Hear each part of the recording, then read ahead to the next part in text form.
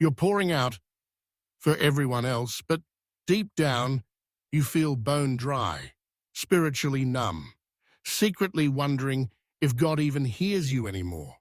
That terrifying emptiness isn't just fatigue. It's a flashing warning sign of spiritual burnout. And if you're brutally honest, you might recognize these hidden red flags right now. First, your once vibrant faith feels cold, mechanical. You go through the motions at church, recite prayers like a hollow ritual, sing worship songs but feel nothing stirring within. That chilling detachment, friend, mirrors the lukewarmness Revelation 3:16 warns against. A soul adrift without the fire. Where the spirit once moved freely, you're now just ticking boxes, each act of devotion echoing in a silent sanctuary. The Bible, once alive in your hands, now feels heavy, the words drifting past your eyes without meaning. You wonder when it all faded, when your faith became routine, when your heart hardened into autopilot, when your voice fell shillant in the worship you used to crave. The sacred has grown familiar, and the familiar has grown numb. Secondly, your prayer life has vanished or become frantic SOS signals only. The deep, abiding conversations with your Father feel forced or forgotten, replaced by a deafening silence you can't seem to pierce. Even when words do come, they are desperate, panicked, not the quiet trust of a child in their father's presence. Elijah, the prophet who called down fire from heaven, collapsed under the broom tree in 1 Kings 19, utterly spent after immense spiritual victory. He begged for death, his spirit shattered, not from failure, but from exhaustion. Even giants in faith hit walls where words fail. The silence you feel now isn't proof of abandonment. It's the echo of a soul stretched too thin, desperate for rest. The heavens feel closed, prayers ricochet off the ceiling, and you wonder if you're just talking to yourself. Still, somewhere deep within, a flicker remains, a hope that God is still listening, even when you have nothing left to say. Third, a creeping cynicism has replaced your joy. You find yourself scoffing internally at testimonies, doubting others' motives, even questioning God's goodness in the small things.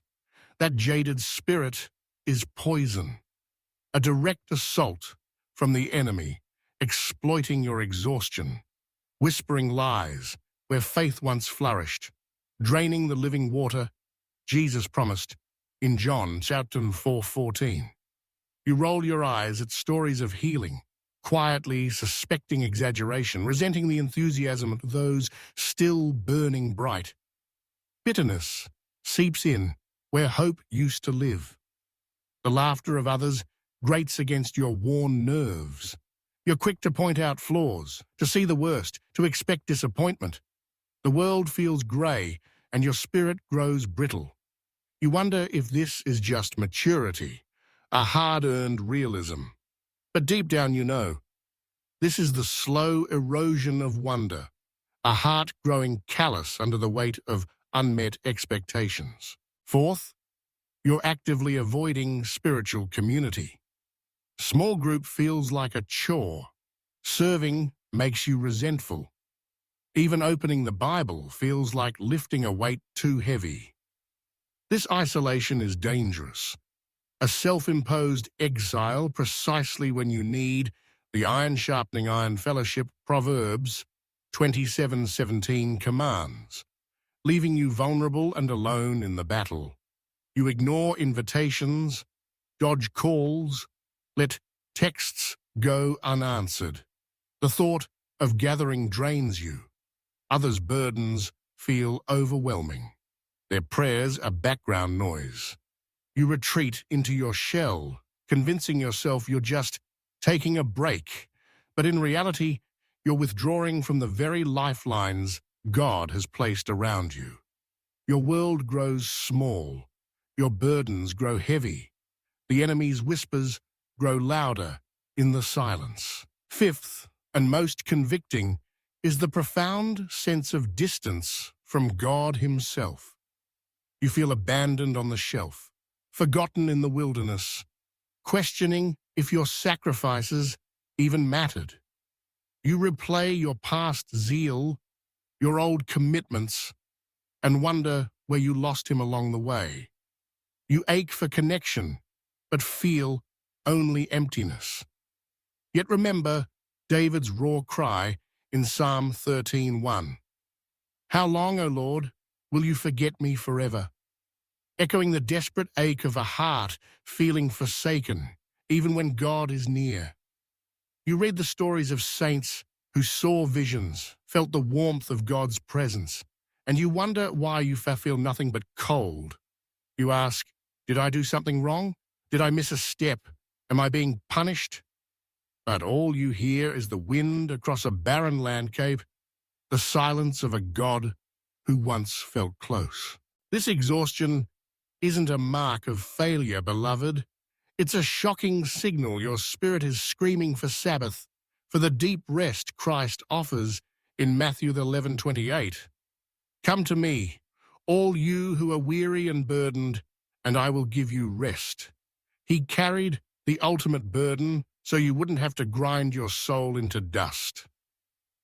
The Son of God Himself knew weariness. He wept, He withdrew, He sweat blood in Gethsemane. He knows what it is to be emptied out, to feel the weight of a world's expectations, to long for relief.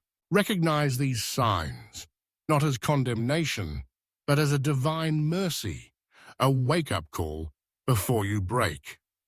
The path back isn't striving harder. It's surrendering deeper. Stop the frantic pace. Choose rest. Seek His presence without agenda. Let His grace, the very power that sustains the universe, as Colossians 1:17 declares, revive your weary soul. This burnout is your invitation to come away with Him. Will you heed the warning and choose the still waters?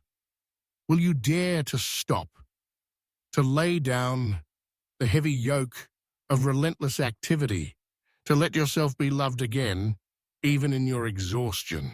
The world will tell you to hustle, to perform, to keep producing, even when your soul is parched.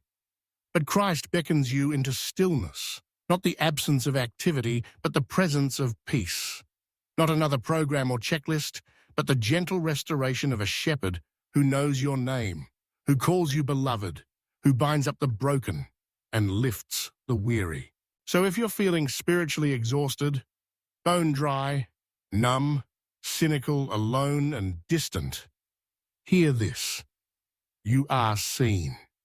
You are not alone. You are not beyond reach. The God who formed you in secret, who numbers every hair on your head, is not disinterested in your fatigue. He is not disgusted by your emptiness. He knows the weight you carry. He knows every tear you've hidden, every sigh you've released into the night. He is not waiting for you to fix yourself before you come. He is not measuring your devotion by your output, your prayers by your eloquence, your worth by your usefulness. He is the God of the desert, the God of the empty cup, the God of the withered branch, the God who meets you in the silence and the struggle. Let yourself be honest with Him. Bring your emptiness, your doubts, your failures, your fatigue. Lay them at His feet. He can handle your honesty. He welcomes it. He calls the heavy laden to Himself, not the strong, not the self-sufficient, but the weary. You, the revival you crave, does not begin with more effort. It begins with collapse, an admission that you cannot do this on your own. With a surrender so complete, only grace can fill the void. With a rest so deep, only trust can sustain it. Come to him, not as a performer, not as a spiritual athlete, but as a child, chest bruised, empty-handed. Let him do what only he can, restore your soul. Drink deeply of the living water. Breathe in the peace that passes understanding. Let his word heal the cracks in your faith. His presence soak the dry ground of your heart. If all you can do is whisper, "Help," that is enough. If all you can manage is to sit in silence, letting the tears fall, that is enough. He is with you there. He does not despise your weakness. He draws near to it. You are not disqualified by your exhaustion. You are not cast aside because you have nothing left to give. In fact, you are exactly where grace rushes in. Let go of the need to impress. Lay down the burden to be strong. Let him carry you. Let him fight for you. Let him breathe life into your cracked and weary bones. There is a time to work and a time to rest, a time to pour out and a time to be filled. The Sabbath was made for you, not you for the Sabbath. The shepherd leads his sheep beside still waters, not raging rapids.